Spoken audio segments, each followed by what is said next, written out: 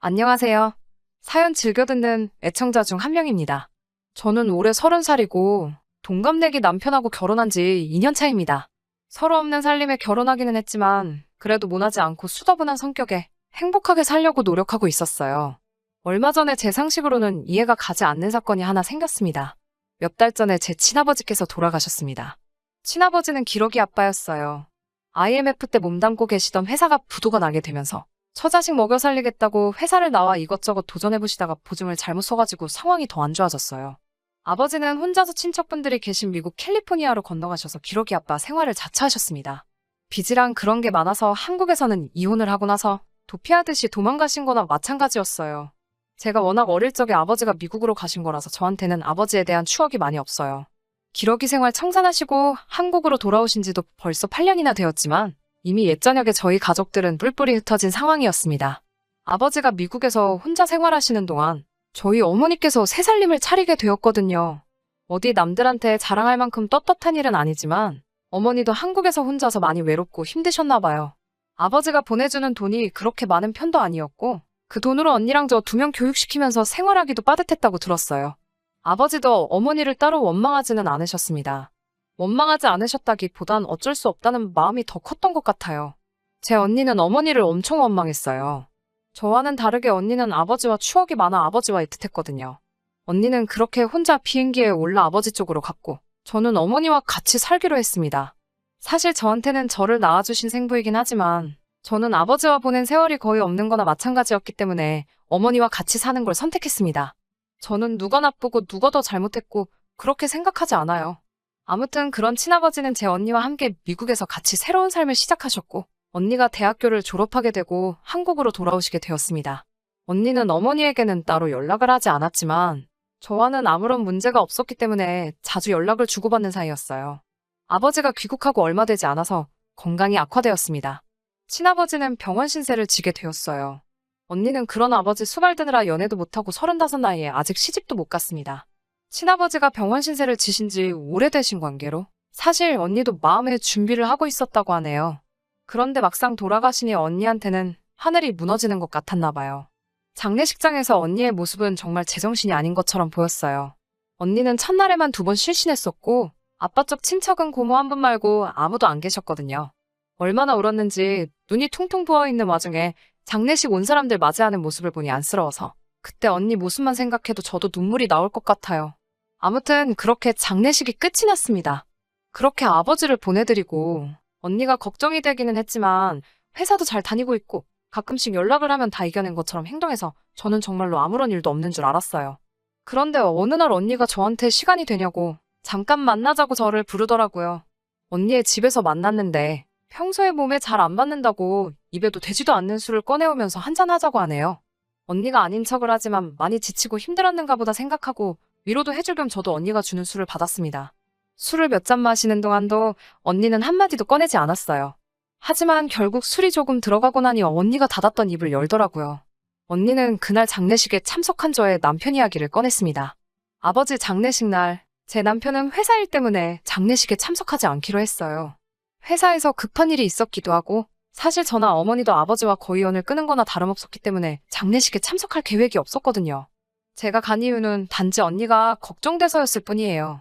그런데 오지 않기로 한 남편이 아버지 장례식장에 나타난 거예요. 못 올 만한 상황에 참석했다는 걸로 칭찬을 해주고 싶지만 그럴 수 없었어요. 솔직히 조금 어이가 없었죠. 남편은 주말에 출근할 때 입은 등산복 차림 그대로 장례식장에 왔기 때문이에요. 그래도 제 친아버지 장례식인데 그래도 제 남편이라는 놈이 등산복을 입고 친아버지 장례식장에 등장을 했으니 남보는 눈 때문에라도 화가 머리끝까지 나더라고요.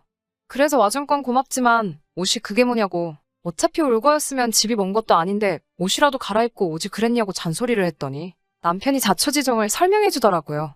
주말에 출근한 것도 억울한데 직장 상사가 자기를 잡아놓고 집에 보내주지 않으려고 해서 도망 나올 생각에 저희 아버지 장례식 이야기를 핑곗거리로 꺼냈다고 하네요. 이렇게라도 도망 나오지 않았으면 직장 상사하고 밤새 둘이서 술까지 마실 뻔했다고 미안하다고 사과를 하네요. 집에 일찍 가기 위해서 돌아가신 우리 아버지 팔아먹은 것도 어이가 없었는데 더 어이가 없는 건 장례식장에 그 직장 상사를 같이 데리고 왔더라고요. 직장 상사도 집에서 입는 것처럼 편하게 입고 온 건 말할 것도 없고요. 직장 상사가 남편이 도망가려고 거짓말을 한 건지 의심을 해서 어쩔 수 없이 데려왔다고 하는데 참 어이가 없었습니다.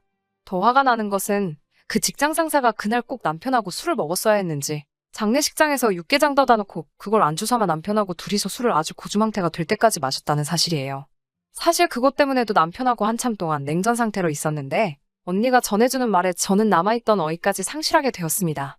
언니가 제게 전해준 말은 정말 끔찍했습니다. 여태까지의 행동만 봐도 남편의 직장 상사가 제정신이 아닌 사람이란 걸 충분히 이해하겠는데 이혼까지 당했다는 말이 이해가 될 정도로 경우 없는 사람이었습니다. 장례식장에서 실신할 때까지 울고 있던 저희 언니한테 그 슬퍼 보이는 모습에 첫눈에 반했다고 하네요. 그래서 남편한테 처형 좀 소개시켜 달라는 부탁을 했는가 봐요.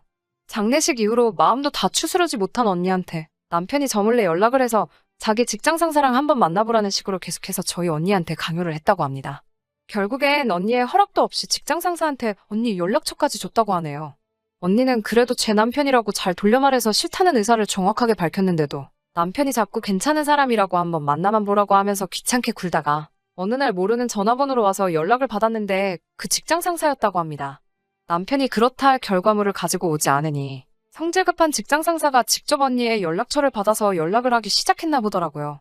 회사에서 일은 안 하고 카톡만 들여다보고 있는 건지 30분 간격으로 언니한테 뭐하냐, 밥은 먹었냐 물어보며 자기는 뭐하고 있다고 하면서 셀카 찍은 걸 보내오는데 저는 그걸 슬쩍 보기만 해도 역겨운데 그 연락에 매일매일을 시달려야 했던 우리 언니는 오죽했을까 싶더라고요.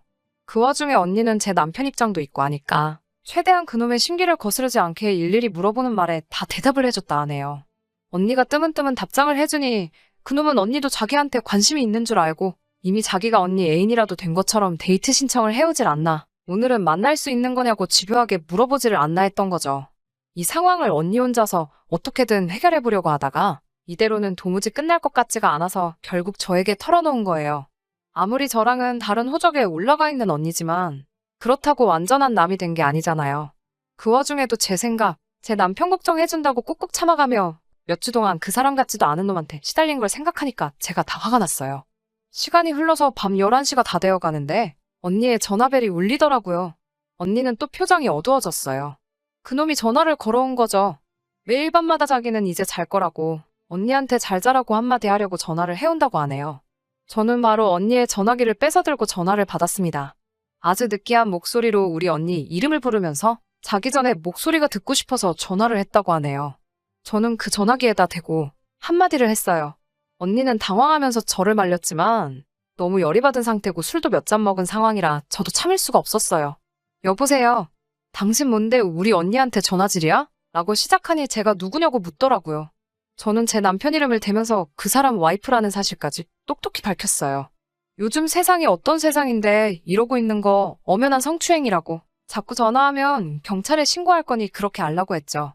그랬더니 그놈은 당황을 했는지 전화를 끊어버리더라고요. 언니는 괜찮은 거냐고 물어보는데 그 와중에도 제 걱정을 하고 있으니 한편으로는 속이 답답했어요. 조금 있다가 남편한테 전화가 오더라고요. 저보고 뭐 하는 짓이냐고 대뜸 역정을 내기 시작했어요. 이번에 자기가 승진 대상자에 포함되어 있는데 그 사람한테 잘못 보이면 승진은 물 건너가는 거라고 화를 내더라고요. 그 직장 상사란 놈이 제 전화를 받고 제 남편한테 전화를 해서 다음 승진권을 가지고 협박 같은 걸 했나 봐요. 그걸 가지고 남편한테 뭐라고 하는 것도 웃기지만 거기에 쫄아서 오히려 저한테 역정을 내고 있는 남편을 보고 있자니 한숨도 나오지가 않더라고요. 저는 남편에게 네가 승진 못하는 걸 왜 우리 언니가 피해를 보고 있어야 되냐고? 애초에 그딴 직장에서 받는 돈이면 나도 그 돈으로 살고 싶지 않으니 이참에 때려치던가 하라고 했어요. 그 말에 자기가 뭔 짓을 했는지 뉘우쳤으면 이렇게 밉지라도 않을 텐데 끝까지 그 사람 알고 보면 좋은 사람이라고 한 번이라도 만나보고 정하는 게 좋지 않겠냐고 저랑 언니를 회유하려고 하더라고요. 그 사람이 안 좋은 사람이란 건 진작에 알고 있었어요. 남편이 퇴근할 때마다 아주 욕짓거리를 하면서 사람 같지도 않은 쓰레기라고 입버릇처럼 말하던 놈이었거든요. 그렇게 좋은 사람이면 네 사촌동생이라도 소개시켜 주던가 하지. 왜 우리 언니를 계속해서 걸고 넘어지느냐고. 퇴근할 때마다 욕하던 직장 상사가 실제로 만나보면 좋은 사람이 되는 거냐고 했죠. 앞으로 우리 언니한테 한 번이라도 더 연락 오면 다음은 전화로 끝나지 않고 내가 직접 너네 회사에 찾아가겠다고 했습니다. 남편은 강하게 나오는 제 모습에 포기를 한 것 같았지만 직장 상사는 끝까지 우리 언니가 자기한테 관심이 있다고 믿었나 봐요. 제 경고를 무시하고 언니에게 또 연락을 하게 되면서 결국 제가 직접 남편 회사까지 찾아가게 만들었습니다. 회사 로비에서부터 제가 고래고래 소리를 지르며 아주 발광을 떨었어요. 결국 남편의 직장 상사는 결국 이 사실이 회사에 소문이 나게 되면서 인사위원회가 열려 지방으로 좌천을 당했다고 하네요. 명목상 승진이기라고는 하지만 지방으로 내려가면 회사에서 진행하는 프로젝트에서 자동적으로 제외가 되는 것이기 때문에 인센티브도 없어지고 사내에서 인맥도 중요한데 지방 발령을 받으면 그 인맥도 쌓을 길이 없어져서 자연스럽게 도태가 된다고 하네요. 결국 회사에서 쫓겨나게 될 사람이 스스로 사표를 쓸 때까지 귀양 보내는 식으로 있는 이름만 있는 자리라고 합니다. 언니는 괜히 자기 때문에 제가 이혼이라는 결정을 내리게 되면 미안해서라도 앞으로 제 얼굴을 못 볼 것 같다고 말해서 아직까진 남편을 데리고 살고는 있습니다. 하지만 결국에는 이혼할 것 같아요. 자기 주장도 똑바로 못하고 직장 상사 눈치나 살살 보면서 똥오줌 못 가리고 끝까지 절절매는 모습에 당연히 그럴 일이 생길 일은 절대 없겠지만 혹시라도 회사에서 승진을 이유로 저랑 이혼하라고 하면 이혼도 불사하지 않겠나라는 생각도 들었어요. 남자다움이라고는 하나도 없고 줏대도 없는 사람을 남편이라고 떠받들어 사느니 저도 차라리 평생을 혼자 사는 게 마음이 편할 거라는 생각이 들고요. 우리 언니 없는 형편의 아버지랑 미국에서도 고생만 하다 왔고 한참 젊고 예쁠 때도 아버지 병수발과 일만 해가며 살아왔습니다. 이런 우리 언니 그딴 놈 말고 좋은 사람 만날 수 있기를 기도하면서 제 사연은 여기서 이만 마무리 짓도록 할게요. 끝까지 들어주셔서 감사합니다. 끝까지 들어주셔서 감사합니다. 오늘의 사연은 여기까지입니다. 구독과 좋아요, 알람 설정 부탁드리고 더 좋은 사연으로 다시 찾아뵙겠습니다. 감사합니다.